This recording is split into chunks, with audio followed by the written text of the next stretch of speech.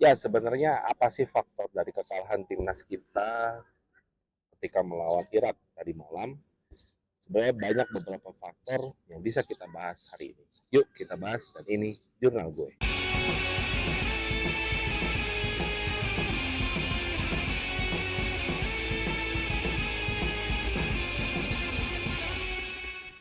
Ya, seperti kita tahu ini adalah sebuah partai penting yang kita semua harapkan kalau misalnya timnas U23 Indonesia itu bisa lolos langsung dari juara 3 menuju Olimpiade Paris 2026.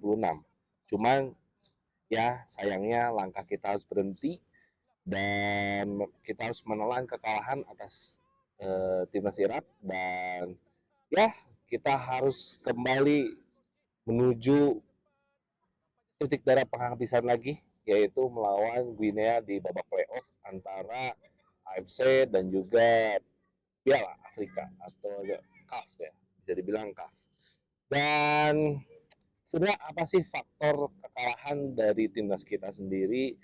Karena gua pertama-tama kita harus mengucapkan um, kita patut bangga terhadap timnas kita sudah melangkah sejauh ini. Kita salah satu bisa dikatakan seperti pendatang baru di Piala AFC U23 ini, dan kita sudah mencapai target sesuai dengan apa yang dijadikan target oleh Sintayong, yaitu 4 besar. Dan memang kalau kita lihat dari babak semifinal dan juga perebutan juara ketiga, lawan kita memang gak mudah. Walaupun kita sempat mengalahkan Australia, kita sempat mengalahkan Korea Selatan, tapi ya it's just football gitu loh. Semua bisa terjadi, semua kemungkinan bisa terjadi. Gitu. Namun apa sih faktor-faktor yang bisa menjadi salah satu faktor kekalahan dari timnas Indonesia? Salah satunya adalah memang dari segi menit play ya. Kita itu bisa dikatakan ada faktor kelelahan di situ ya. Ada faktor kelelahan yang menyebabkan kita habis bensin lah, bisa dikatakan habis bensin. Dan salah satunya dengan lawan Korea Selatan kita harus melewati extra time.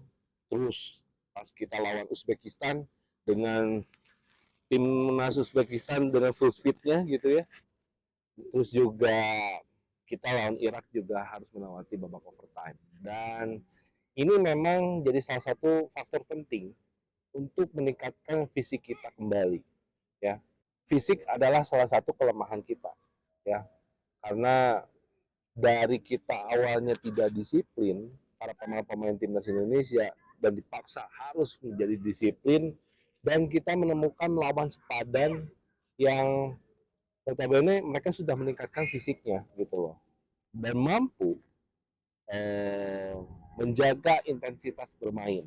Nah, ini menjadi salah satu faktor juga. Intensitas permainan kita itu semakin menurun. Kalau misalnya level permainan Irak kemarin itu di level 5, ya, sebenarnya Indonesia pun level 5. Cuman bedanya Irak itu bisa menambah ekstra menjadi level 6, sedangkan kita tidak bisa ke situ. Nah, ini yang menjadi salah satu di mana peningkatan fisik di timnas kita itu sangat penting gitu loh. Kita nggak bisa apa ya, mengandalkan pemain-pemain naturalisasi ataupun diaspora terus gitu loh ya. Kita mengakui bahwa timnas kita itu dihuni oleh pemain-pemain diaspora ya, ada 6 kalau nggak salah, dan secara fisik mereka jauh lebih unggul. Kita lihat deh permainannya Nathan Joaon ya. Nathan itu menurut gue salah satu mempunyai mempunyai fisik yang paling unggul kalau menurut gua di atas pemain-pemain lain. Bagaimana dia menyisir dari semua lini gitu ya.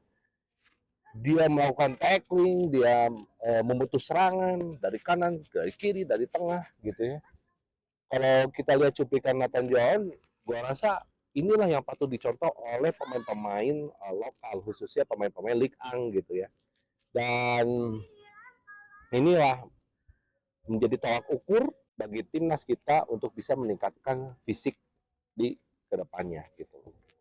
Terus yang kedua adalah masalah daripada, kan banyak nih yang menghujat masalah Justin Hubner yang katanya melakukan blunder gitu ya. Nah, sebenarnya kita nggak fair untuk membandingkan Justin Hubner dan menjudge Justin Hubner hanya dalam satu kesalahan saja gitu ya.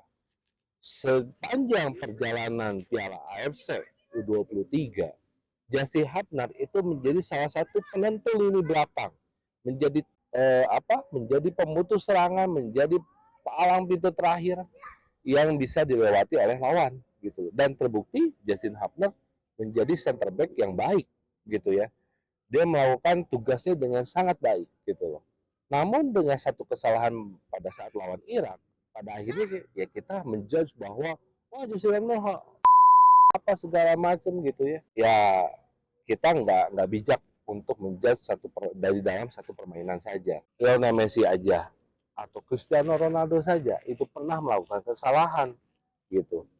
Apalagi ini seorang Justin Hubner yang notabene dia bukan pemain mega bintang juga gitu loh. Jadi kita harus mewajarkan dia selalu bermain reguler, selalu bermain dengan bagus gitu ya. Jangan sampai hanya dengan satu kesalahan kita langsung menghujat bahwa wah ini Justin Hubner begini begini begini. Nggak, itu nggak fair omong gua gitu loh.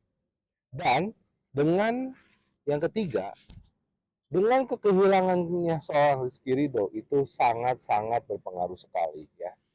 Bagaimana kekuatan timnas Irak itu menyisir sisi sayap ya, dengan kekuatan mereka yang unggul dengan fisiknya gitu ya. Ya, pemain-pemain kita kualitasnya hanya sampai di situ gitu. Dan khususnya kepada Rio Fahmi dan juga Muhammad Ferrari gitu loh.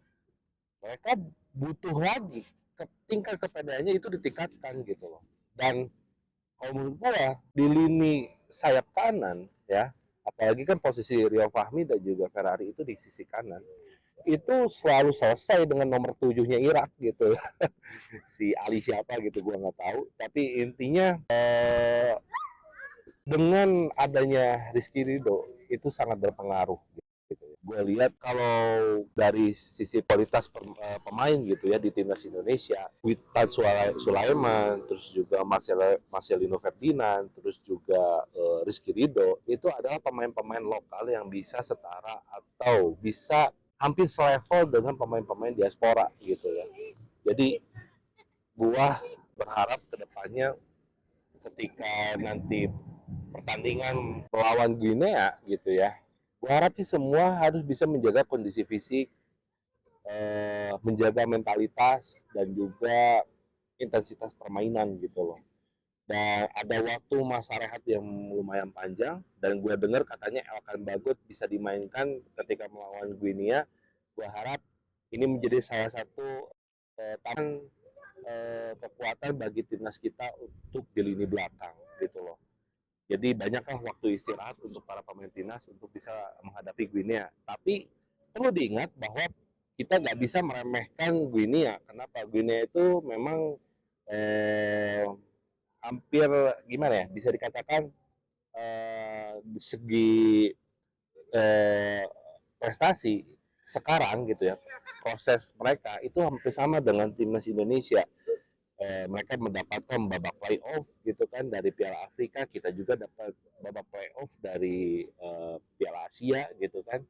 Cuman dari segi kelebihan Guinea itu rata-rata pemainnya hampir 90% itu bermain di liga-liga Eropa yang top ya. Dan kebanyakan liga-liga Prancis kalau nggak salah, liga Turki gitu kan, dan masih banyak lah liga-liga yang top di Eropa dan mereka bermain di sana gitu loh. At least dari segi fisik, dari segi intensitas bermain dan juga mentalitas, gua rasa mereka sudah terbentuk dan mereka tim underdog hampir sama seperti Indonesia ya. Jadi harapan gua adalah ketika nanti kita menghadapi Guinea di Paris nanti kalau nggak salah, dan gua harap Indonesia bisa meningkatkan lagi mentalitas dan juga intensitas permainannya. Yang terakhir adalah eh, kita sebagai netizen ya patut bangga, jangan banyak menghujat gitu ya, karena eh, gua nggak mau gitu sampai pada akhirnya timnas Indonesia itu bisa hilang momentum secara proses gitu loh. Dan terutama kan banyak yang nyerang masalah Sintayong. Gua harap orang-orang yang tadinya meremehkan dan segala macam berilah apresiasi kepada Sintayong, karena bagaimanapun Sintayong itu berangkat dari minus ya, bukan berangkat dari nol tapi berangkat dari minus. Mungkin itu aja yang bisa gue sampaikan. Terima kasih yang udah nonton. Klik like, komen, dan subscribe channel ini, dan jangan lupa untuk nyalakan notifikasi supaya kalian bisa update terus dari video-video gue. Oke, see you next time.